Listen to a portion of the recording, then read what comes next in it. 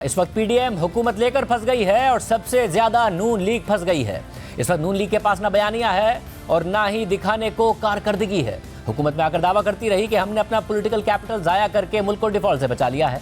IMF की बहाली के लिए मुश्किल फैसले किए हैं मगर मुल्क की खातिर किए हैं और अब हम वक्त पूरा करेंगे और आवाम को रिलीफ देंगे। मगर इस वक्त आईएमएफ मजीद मुश्किल फैसलों का तकाजा कर रहा है और इस हुकूमत को आईएमएफ ने 2 से 3 हफ्तों की डेडलाइन दे दी है कि अगर फैसले ना किए तो किस्त नहीं मिलेगी और अगर आईएमएफ से किस्त ना मिली तो दीगर इदारों यहाँ तक के दोस्त ममालिक से भी पैसे नहीं मिलेंगे। इस वक्त मुल्क के ज़र मुबादला के ज़खायर 6.1 अरब डॉलर्स पर रह गए हैं, यानी मुश्किल से 5 हफ्तों की दरामदाद के पैसे हैं। अगर आईएमएफ का प्रोग्राम बहाल ना हुआ तो खुद मिफ्ता इस्माइल बार बार इस खदशे का इजहार कर रहे हैं कि मुल्क डिफॉल्ट कर जाएगा। कल हमारे प्रोग्राम में वफाकी वजीर बराए मनसूबाबंदी हसन इकबाल ने दावा किया कि आईएमएफ का प्रोग्राम हर सूरत बहाल होगा, मगर आईएमएफ के कुछ मुतालबात अवाम के लिए नाकाबिले बर्दाश्त हैं और आईएमएफ से शराइत नरम करने की कोशिश कर रहे हैं। और अब हुकूमती ज़राए से इतलात आ रही हैं कि हुकूमत ने आईएमएफ प्रोग्राम की बहाली और डिफॉल्ट से बचने के लिए आईएमएफ की मुताबिक शराइत मानने का फैसला कर लिया है।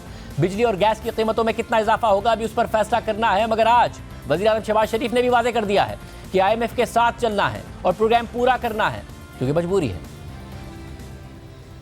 की तवक्कुआत हैं वो बेचारे देखें किस तरह महंगाई में पिस रहे हैं। ये कोलिशन गवर्नमेंट की ये आखिरी ख्वाहिश नहीं, वो कभी भी उनकी ख्वाहिश ना होगी ना थी कि महंगाई का बोझ आवाम पर ट्रांसफ़र किया जाए, लेकिन एक मजबूरी है। आईएमएफ का जो कुछ हमने हशर किया, मुआहदा किया, उसकी धज्जियाँ उड़ाई, आज हम पर ट्रस्ट करने के लिए तैयार नहीं है। जहाँ पर आईएमएफ का प्रोग्राम भी हमें जारी और सारी रखते हैं कि उसके बगैर शॉर्ट टर्म में गुजारा नहीं है। We have no other option, we have to go along with the flow.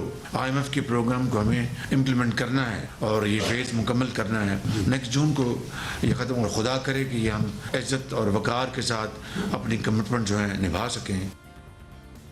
इस वक्त मसला यह है कि मईशत का आवे कावा बिगड़ा हुआ है और आईएमएफ से वादा खिलाफियों और टारगेट पूरे ना करने की गुज़िश्ता हुकूमत से लेकर इस हुकूमत तक एक तवील फहरिस्त है।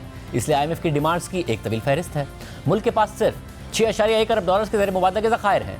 दोस्त ममालिक से दावों के बावजूद पैसे नहीं आए हैं। पाकिस्तान को मार्च तक 8.4 अरब डॉलर्स की बैरूनी कर्जों की अदायगियाँ करनी है और आईएमएफ ने डिमांड कर दी है कि हुकूमत 2,500 अरब रुपए का बिजली का सर्कुलर रेट और 1400 अरब रुपए का गैस का सर्कुलर रेट कम करने के लिए बिजली और गैस की कीमतों में इजाफा करे। दिसंबर के महीने में टैक्स टारगेट के हुसूल में मुमकिन शॉर्टफॉल से निपटने के लिए मजीद टैक्स लगाए। पेट्रोलियम डेवलपमेंट लेवी के 855 अरब रुपए के टारगेट के हुसूल में 300 अरब रुपए का शॉर्टफॉल मुतवक्के है तो इसको भी इजाफी टैक्सेस लगा के पूरा करे। डॉलर इंटरबैंक में तो 226 रुपए 15 पैसे का है, मगर ओपन मार्केट में अनऑफिशियल रेट 258 रुपए का है। इसलिए आईएमएफ का इसरार है कि हुकूमत इंटरबैंक में डॉलर को मसनूई तौर पर नीचे रखे हुए है, इसलिए सिलसिला बंद करे और डॉलर को मार्केट फोर्सेस पर छोड़ दे। और मेहताब हैदर की द न्यूज़ में खबर के मुताबिक आईएमएफ ने अपनी डिमांड्स पूरी करने के लिए हुकूमत को 2 से 3 हफ्ते का वक्त दिया है, वरना आईएमएफ की किस्त नहीं मिलेगी और डिफॉल्ट का खतरा मजीद बढ़ जाएगा। यानी या तो हुकूमत वो इकदाम करे जिससे बेपनाह महंगाई होगी और हुकूमत गैर मकबूल होगी, या फिर दूसरी सूरत में मुल्क डिफॉल्ट कर सकता है और जाहिर है उससे भी हुकूमत इंतहाई गैर मकबूल होगी और रुपया भी मजीद गिरेगा, महंगाई फिर भी आएगी, पाकिस्तान की एलसीज भी नहीं खुलेंगी, ज़रूरी अशिया की किल्लत हो जाएगी और हुकूमत फिर भी गैर मकबूल होगी। इसलिए इमरान खान को एतमाद है कि जनवरी में हुकूमत और इस्टेब्लिशमेंट दोनों को समझ आ जाएगी और मार्च अप्रैल में इंतखाबात हो जाएंगे। अब अहम बात यह है कि अब से 3 हफ्ते पहले हमारे प्रोग्राम में इसहाक डार ने दावा किया था कि 2 हफ्तों में एक दोस्त मुल्क से 3 अरब डॉलर्स मिलेंगे। बजट में एक चीज़ तय है कि हम 2.1 अरब डॉलर की फॉरेन डायरेक्ट इन्वेस्टमेंट आएगी, वो तो 52% डाउन है। 4 महीने में 348 मिलियन डॉलर आई है, वो नहीं आएगी। 3 अरब डॉलर हमें बैनुल अक़वामी मार्केट से लेने थे, सुकूक के जरिए, बॉन्ड्स के जरिए। नज़र आ रहा है जो पाकिस्तान का क्रेडिट रिस्क है कि वो भी हमें नहीं मिल पाएंगे, तो हम शॉर्ट तो हैं, वो पैसे कहाँ से आएंगे? हम उसको रिप्लेस कर रहे हैं। मैंने भी आपको बताया कि हम किसी फ्रेंडली कंट्री से 3 अरब डॉलर एक्स्ट्रा डिपॉजिट ले रहे हैं, हमारी बातचीत हो रही है और इंशाल्लाह मिलेंगे। पॉजिटिव अंडरस्टैंडिंग है, तो it's a matter of 2 weeks. अच्छा, ये 2 हफ्ते के अंदर अंदर जो आप कह रहे हैं, ये जो आप 2 हफ्ते के अंदर अंदर कह रहे हैं, एक दोस्त मुल्क है जिससे 3 अरब डॉलर पाकिस्तान को मिल जाएंगे, आपको उम्मीद है? जी जी जी इंशाल्लाह।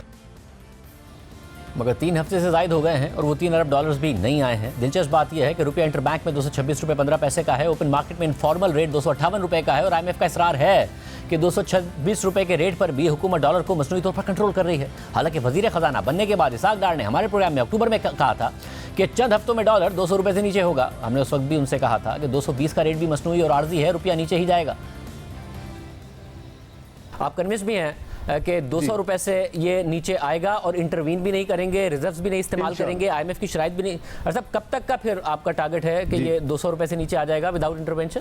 I think matter of days, दिनों की बात है, हफ्तों की बात नहीं है। ये अहम बात है डॉक्टर साहब, क्योंकि आप कह रहे हैं कि आप इंटरव्यू नहीं करेंगे, क्योंकि अदरवाइज स्टेटमेंट्स हमने देखा कि शौकत तरीन साहब भी दिया करते थे, उससे पहले सद उमर साहब ने भी दिए, मिस्टर इस्माइल साहब ने भी दिए, मगर मार्केट में डॉलर नहीं एडजस्ट होता था, नहीं नीचे आता था। आपके स्टेटमेंट के बाद आ रहा है, मगर ये टेम्पररी नहीं होगा, क्योंकि हमारे एक्सटर्नल सेक्टर के मसाइल हैं। आपको नहीं लगता टेम्पररी है जो भी हो रहा है? अगर आपके फील गुड फैक्टर की वजह से हो रहा है तब भी टेम्पररी हो रहा है।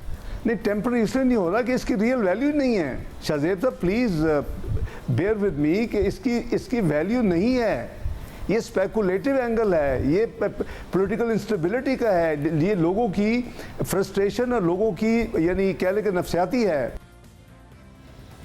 मगर फिर डॉलर बढ़ता चला गया, इंटरबैंक और ओपन मार्केट का फ़र्क बढ़ता चला गया। और हमारे अगले प्रोग्राम में जब इसाकदार आए तो वो मुत्तफिक थे कि इंटरबैंक और ओपन मार्केट का रेट का इतना बड़ा फ़र्क नुकसानदेह साबित हो रहा है। आपने जो मुख्तलिफ इक़दाम किए डॉलर को कंट्रोल करने के लिए, अब वो 224 से नीचे इंटरबैंक में है, मगर ओपन मार्केट में 231 रुपये 50 पैसे का है। मगर अगर आप जाएं तो 231 रुपये 50 पैसे का भी मार्केट में आपको मिलेगा नहीं, बल्कि वो आपको ऊपर से 9-10 रुपये एक्स्ट्रा देने पड़ेंगे। ग्रे मार्केट क्रिएट हो गई है, एक पैरेलल मार्केट क्रिएट हो गई है, जिसके वजह से रेमिटेंसेज भी गिर रही हैं कि 224 के रेट पर कोई इंटरबैंक में क्यों भेजेगा जब उसको इतना बड़ा रेट मिल रहा होगा, हुंडी हवाले से पैसे आ रहे हैं। एग्रीड, आपने बिल्कुल सही आइडेंटिफाई किया। हमने भी मिनिस्ट्री ऑफ फाइनेंस से बैठ के आइडेंटिफाई कर चुके हैं। मेरी जो रेलेवेंट एजेंसीज है, ये पाकिस्तान से जो हम कोला खरीदने अपने एक नेबरिंग कंट्री से रुपयों में, वो सारे का सारा पैसा पाकिस्तान में आकर डॉलर जा रहा है, स्मगल हो रहा है। अब किसी ने तो उसको रोकना है ना, वो तो जाहिर है मिनिस्ट्री ऑफ फाइनेंस तो जाके बॉर्डर्स पर नहीं रोकेगी। जो रिस्पॉन्सिबल लोग हैं, मेरी बात उनसे हो चुकी है पिछले चंद दिन पहले और तफसील से डिस्कशन हुई है। उन्होंने मुझे श्योर किया कि they will do their best कि ये जो इस तरह की जो करेंसी स्मगलिंग है पाकिस्तान से फॉरेन करेंसी, उसको रोका जाए। ये एक किस्म का एक भंवर सा बन गया है, इसे vicious circle we have to break it. और ये ब्रेक माजी में भी हुआ था, 98-99 में, 13-14 में भी हुआ था। आई एम वेरी होपफुल, थोड़ा सा टाइम दे, इंशाल्लाह ये भी काबू आ जाएगा।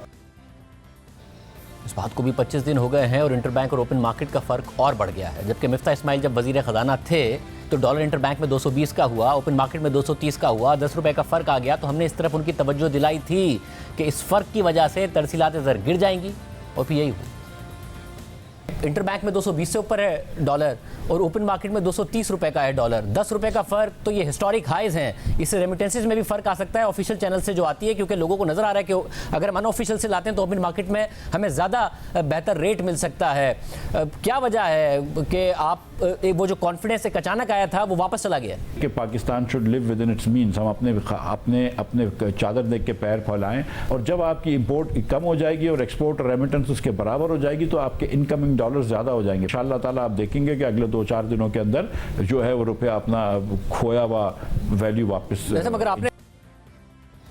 मगर मिस्टर इस्माइल का दावा भी पूरा नहीं हुआ था, फ़र्क बढ़ता चला गया। बैंकिंग चैनल से आने वाली तरसीलात ज़र और बरामदात दोनों मुतासिर हुई। जो अदाद शुमार सामने आ रहे हैं उसके मुताबिक दिसंबर के महीने में बरामदात और तरसीलात ज़र में मज़ीद 10 से 15% की कमी आ सकती है। 5 माह में बजट खसारा IMF से किए गए वादों से ऊपर है, इसलिए IMF डिमांड कर रहा है कि हुकूमत इकदाम करे। जबकि दिसंबर में अंदेशा है कि FBR अपना टारगेट एक बहुत बड़े मार्जिन से मिस कर देगा, जिससे IMF का दबाव मजीद बढ़ेगा। और इस वक्त आवाम को पहले ही सिर्फ इम्पोर्टेड इन्फ्लेशन का सामना नहीं है, बल्कि वफाकी और सूबाई हुकूमतें इंतजामी इकदाम में भी नाकाम हैं। आटे की कीमत में मुसलसल इजाफा हो रहा है और अब फी किलो आटा 145 रुपये पर पहुंच चुका है, यानी गुज़िश्ता चंद महीनों में बेपनाह इजाफा हो चुका है। दिसंबर के महीने में महंगाई 25% रहने की तवक्को है और जून के बाद से मुसलसल 7वां महीना होगा कि जब महंगाई 20% से ऊपर रहेगी। खाने पीने की अशिया की महंगाई मुसलसल 30% से ऊपर है और non food non energy inflation भी 16% से ऊपर है, जिसकी वजह से शरह सूद में मजीद इजाफे की तवक्को है और उससे सूद की अदायगियाँ मजीद बढ़ जाएंगी। यानी मईशत हर तरफ से फंस गई है, इसलिए हुकूमत भी फंस गई है। इस टैक्स टू GDP और इन अखराजात और खसारों के साथ ना मुल्क चल सकता है और ना ही IMF मानेगा। और वज़ीर आज़म कह रहे हैं कि हुकूमत में आने से पहले अंदाज़ा नहीं था कि हालात इतने ख़राब है। 11 अप्रैल को मैंने हल्फ उठाया तो मुझे भी एहसास नहीं था कि पाकिस्तान की मईशत इतनी ज्यादा तबाह हो चुकी है। IMF का मुआहदा खत्म हो चुका था।